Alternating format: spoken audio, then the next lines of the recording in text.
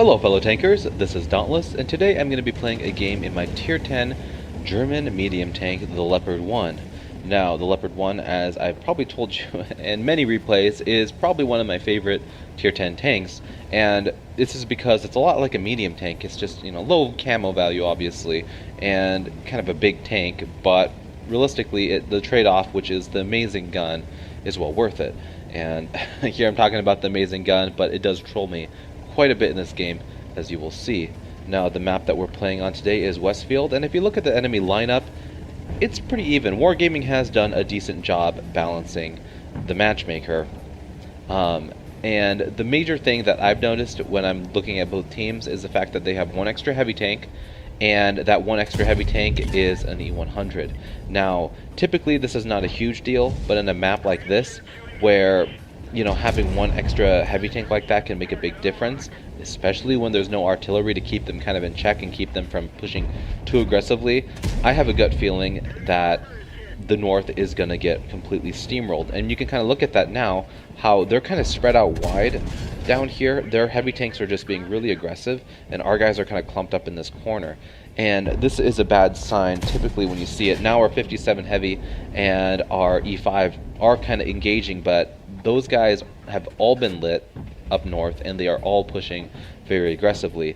Now, unfortunately, the Leopard, there's not a lot I could do. I could push up there and kind of play where the E5 is playing on that ridge, but with the little bit of armor I have, trying to face like E100s and E5s straight on, it's just kind of asking for trouble, because realistically you're going to be trading one for one. If you're able to penetrate, you're going to have to shoot gold to penetrate the turret of those vehicles, and it's just really not worth the trade-off. And so we do have some shots going down over on this side, and I want to try to help these guys win the south as quickly as possible, because the second the north falls, we're going to have to move to the south and take it, because we will be completely scissored if we don't. Now, already this gun has trolled me. I've completely missed the Patton once and bounced it once. And yes, the Patton has received a nice buff on the turret armor, but I feel like if that shot had been more centered, it would have gone through instead of hitting the side of its turret and bouncing off. Now, we've already lost 5 vehicles, and those 5 vehicles have been in the north, and that is a big shift in power. They still have all 9 of their heavy tanks, and we are down to 5. Now, when a shift happens like that, it can just be like a tidal wave. And how many of you have been in this situation where you're like, I'm going to lose? What can I possibly do to win this match? There's an E5 that's pushing very aggressively down the city, and I need to get out of harm's way because I really don't want to get hit by him.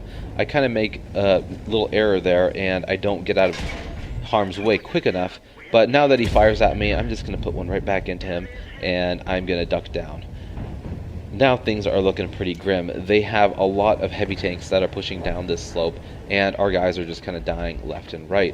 We are completely outnumbered in the north, but in these situations, it's okay to just fall back and get into a safer position and actually get some damage, because they're not going to be paying attention to you, and you're going to be able to get some nice easy side shots like this and at least take them out. Alright, so again, I want to stress this. How many of you guys have been in this situation, and what would you guys have done differently? Because this is kind of this looks like a pretty bad scenario. They have like, what, about 10 tanks left? I guess they have like 9, and we have 5.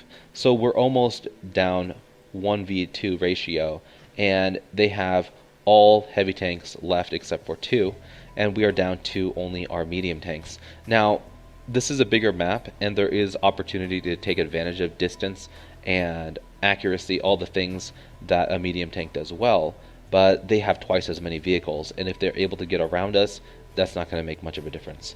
And so I am in a situation here where I am kind of exposed. I realize that Kranvagn is looking right at me. I should have reacted quicker. The second I saw him up there, I should have just ducked down.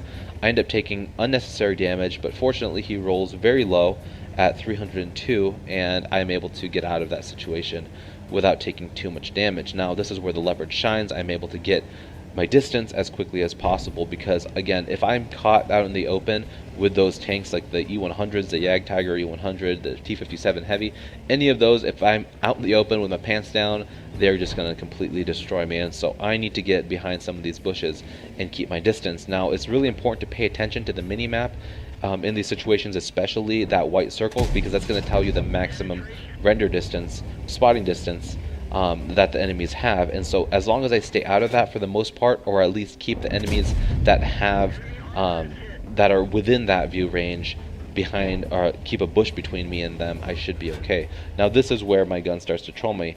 I have heat loaded because at this distance I want to make sure that it goes through, but broadside shot on the E100 and it does not go through, so I have no idea where I hit him there. I go for a cheek shot right here with my heat shell. He turns his turret, but doesn't matter, I miss him completely anyway. And I just want to give a shout out to our STB1 Swiss, who was down there on his own brawling it out. Honestly, without him down there, we definitely would not have won this. He was down there like a champ, keeping them lit for us, and really it helped having him down there. Okay, so at this point I have a great sniping gun. We have the STB spotting.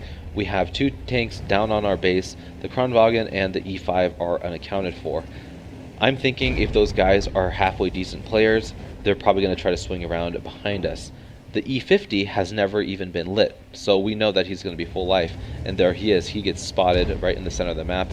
And map awareness, guys, this is where I'm completely oblivious. I could have got a shot on him, but I was not paying attention. It took me a little bit longer to catch that. And really making sure that you know where all the vehicles are at all times is going to differentiate between if you're a good player or a bad player.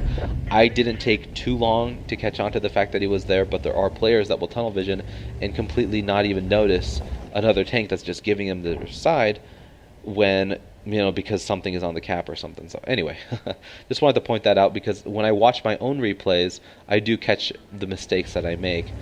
And, you know, I do recommend you guys go back and, like, if you have a game where you're not sure why you lost, go back and analyze it yourself and be like, oh, I totally didn't even see that vehicle.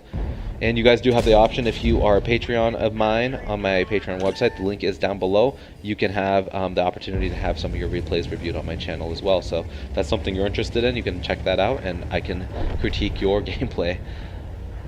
So the situation is looking a lot better. We have it to a 4v4, and I cannot seem to penetrate anything to save my life anymore. The T57 is driving down the hill now, and I'm able to finally put a heat shell into his side and take him out. But I am firing way more heat than I would like to be. Again, in these situations where you're not sure exactly how it's going to turn out, it's nice to have that extra security blanket of gold, especially when you're shooting against all these heavy vehicles. Realistically, I believe I had it loaded here because I wanted to kill that IS-4, and the odds of me penetrating an IS-4 frontally with APCR is pretty slim. Another mistake. I guess I'm getting rusty or something, guys, but that Kranvagn, when he was looking at me, I knew he was there. I shouldn't have bothered to look for his silhouette, but I ended up taking another shot by him. It was a stupid choice, and I paid because of it. And also the IS-4 decides to put one in me, and now I am down to a one shot.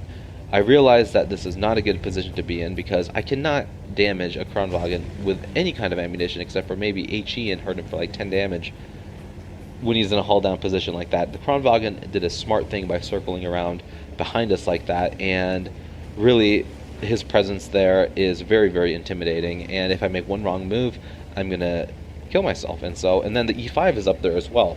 So being a medium tank and having a good camo crew, even though the camo on this vehicle isn't the greatest, is to get distance and to use flanks, whether we go and cap and try to draw them back out again for our E50M to get shots as they push down and try to spot me, or me myself get behind them and try to distract them so our M48 Patton and our 121 can get a hold of them. Really, we need to find opportunities and take advantage of them. Now this E5 makes a bad life decision and decides to push out into the open, and he is going to pay dearly for that one. So I'm able to put nice 2 clean shots, and when the Leopard 1's gun works, it works very well, and it's very, very satisfying to get those quick shots in without worrying too much about aiming. But now we have the E5 down to a 1 shot, and I think The E5 thinks that he's completely safe here, and, you know, for the most part, he would be right.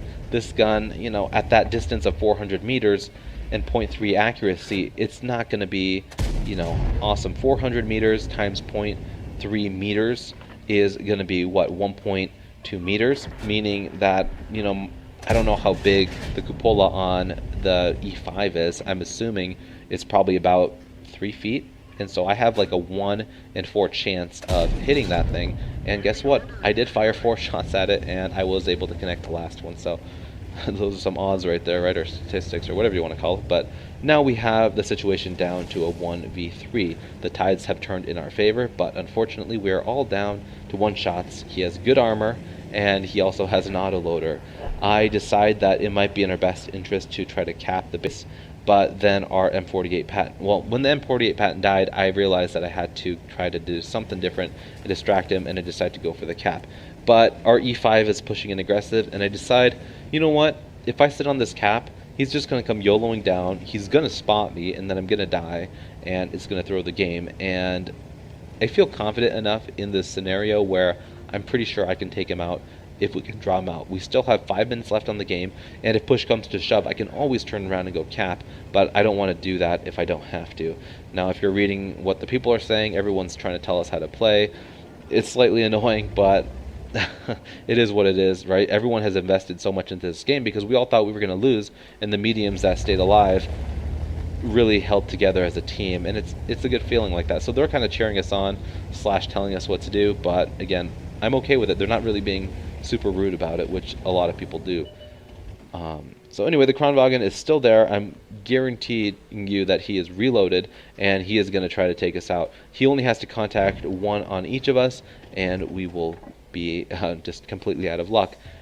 The E50M goes around, puts a great shot into him, and now the Kranvagn pushes around the corner. He is down to a 1 shot if I roll high, but realistically, when does that ever happen, right? So he comes around the corner, I put a completely average roll into him and leave him at 8 HP. He fires at me and misses once, and then he tries to fire again, and I believe right here, he accidentally shoots into the brush, or into the side of the hill. Now he had 1 more left, and he used that to take out the E50M, and now I know he is on his reload. So now this is the opportunity to push in. I have an HE shell loaded because I want to just guarantee that no matter where I hit him, it's going to splash him and kill him to death. So this is the moment of glory, if you will. Everyone's telling me, like, what's going to happen, go cap. Whatever, you know, guys. This guy has a reload. I'm going to just auto aim, pop around the corner, and easy kill. And we were